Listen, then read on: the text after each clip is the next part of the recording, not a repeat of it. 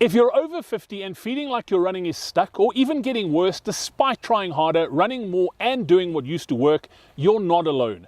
We studied over 1,000 runners over the age of 50 and almost every single one of them is making the same mistake. In this video, we're breaking down exactly what's stopping you from running faster and how to fix it, even if you feel like you're too old, too slow, or too far behind. This is the stuff we use to coach everyone from complete beginners to Olympic level runners.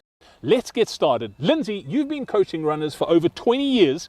What's the main reason most runners over 50 struggle to make any progress?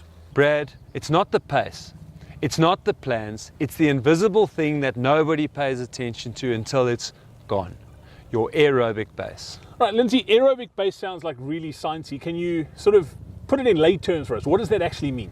100%, Brad. So aerobic base is really speaking to your body's ability to transport oxygen to the working muscles, for your body to make use of the energy substrate, and for that process to be more efficient. Okay?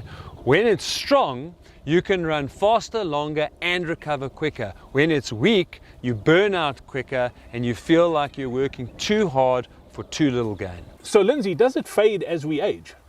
Brad, only if you don't maintain it. And the tricky part is it doesn't vanish overnight. It slowly declines. It's like one day you go out for an easy run and it suddenly feels like a tempo run.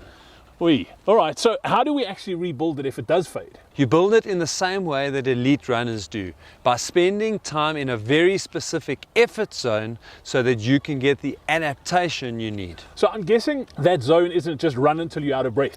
Exactly. It's much easier than people think, but it takes patience and it flies in the face of the no pain, no gain that most runners are accustomed to. Okay, so what should runners over 50 actually be doing instead? Brad, they should be spending more time in what we call the aerobic zone. This is where your body undergoes aerobic adaptation. In other words, it uses oxygen more efficiently and saves energy. You become more efficient, which very simply means that you're able to move at a faster pace using less energy and burning more fat for fuel. All right, cool. So how do you know you're in this magical zone? And here's the challenge. Most people think they're running easy, but they're actually stuck in what we call the gray zone. It's too hard to recover from and it's too easy to make big performance jumps. The way to tell if you really are running easy enough is that you should be able to hold a full-blown conversation just like we are right now. But Brad, that is just the beginning. All right, what if someone doesn't want to guess and they need to know exactly what they're doing? Then we measure. Half the runners we studied were running too hard on their easy days and had no idea. But once they started measuring intensity, everything changed. And that brings us to a tool that's been a complete game changer. I'm guessing you're talking about the threshold calculator, am I right?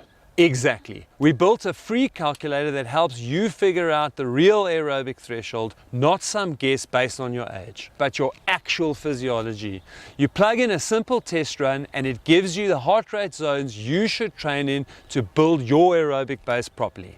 And this is specifically important for runners over 50. Critical, because your maximum heart rate might not decline the way generic formulas say it will. So if you're going by outdated charts, you're either undertraining or overtraining, and both lead to a plateau. Okay, cool. Let's shift gears for a minute. Aerobic base is obviously one part of this, but Lindsay, I've heard you say oftentimes that mobility for over 50s runners is super important as well, and another piece of the pie that runners often skip. Especially over 50, mobility becomes the thing that lets you use your fitness. Tight hips, you'll shorten your stride. Poor ankle mobility, you'll lose push-off and waste energy. And if your spine is stiff, your posture collapses when you fatigue. All right, so mobility is not just about injury prevention, it's about performance as well. Exactly. Mobility creates freedom of movement, smoother stride mechanics, and more efficient running. A few focused mobility drills done consistently make you feel looser, stronger, and more fluid on every run. And then, Lindsay, there's strength, which, let's be honest, most runners ignore until something hurts. Or until they slow down and you can't figure out why. After 50, strength is a non-negotiable. You lose muscle mass every year, but you can absolutely fight that with 2 strength sessions a week. Focus on glutes, hamstrings, core, and single leg balance. Those are the power centers for running. And this doesn't need to be anything fancy, right? No, Brad, not at all. Bodyweight movements, resistance bands, light weights, smart sequencing. You don't need a gym. You just need consistency. All right, Lindsay, let's talk about people who can't run much because of injury or time. What then? Brad, then we use cross-training. Cross-training is your secret weapon. Rowing, swimming, elliptical, even brisk walking. They all build aerobic capacity without the pounding, and if you're struggling to stay with your aerobic zone while running, add in walk breaks. They are not a weakness. They're a smart way to keep your heart rate in check while building your fitness. All right, Lindsay, I want to bring up one more thing because it's what separates people who improve from people who stay stuck, and that's consistency. That's it. The runners who made the biggest progress in our study weren't training more, they were training smarter, more consistently over time. They weren't perfect, they just kept showing up week after week, and that compounding effect of consistent aerobic training, mobility and strength. That's how you build a runner's body that defies your age. I read something on the internet that resonated. The aim is not to be consistently great, the aim is to be great at consistency.